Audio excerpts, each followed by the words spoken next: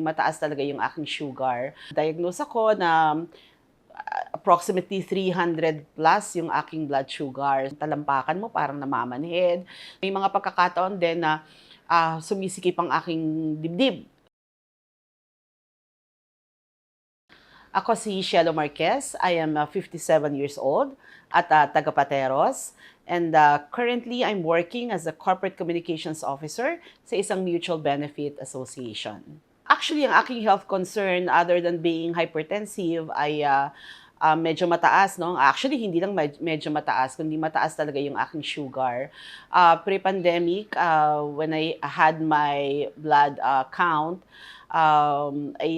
na-diagnose ako na approximately 300 plus yung aking blood sugar. So, syempre hindi siya maganda, 'di ba? So, and then nagkaroon ng pandemic, so hindi rin naging available yung mga clinics ng mga doctors. So, tapos nasa bahay lang ako, kumakain lang ako lagi, kaya tumaas pa siya ng tumaas.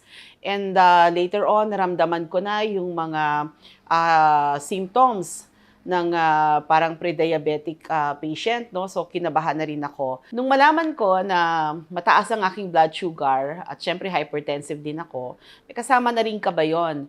And at the same time, syempre nagtatrabaho ako, di ba? So, nararamdaman ko na unti-unti humihina yung resistensya ko, and then may mga masakit na sa parte ng katawan ko, no? And usually kasi kapag mataas ang sugar mo, yung irritable ka din eh. And then yung talampakan mo parang namamanhid.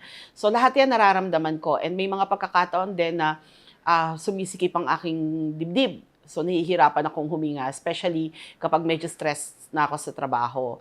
So kinabahan na rin ako, no? Nagpatingin ako sa doktor.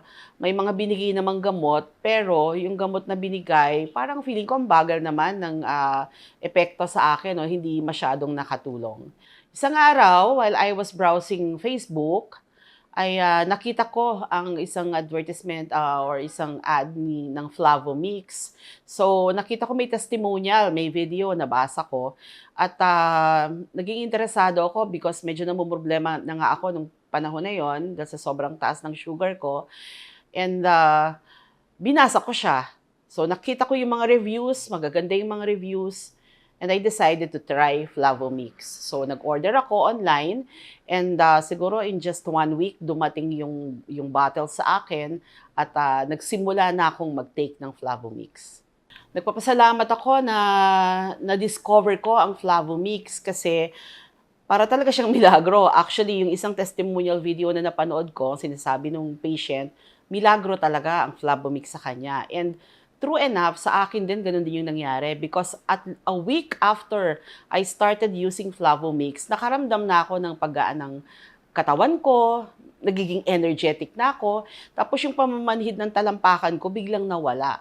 And patuloy ko siyang iniinom until now, siguro mag 2 years na akong umiinom. One time, actually, medyo kabado na ako kasi noon magpatingin ng ng blood sugar, no? So hindi pa ako nagpapa-check up. But 1 month ago nagpa-check up ako and lo and behold, ang aking blood sugar ay nasa 100 na lang. And yung aking hypertension ay namamanage ko na rin. So, dati umaabot ako regularly. Ang blood pressure ko ay nasa 140.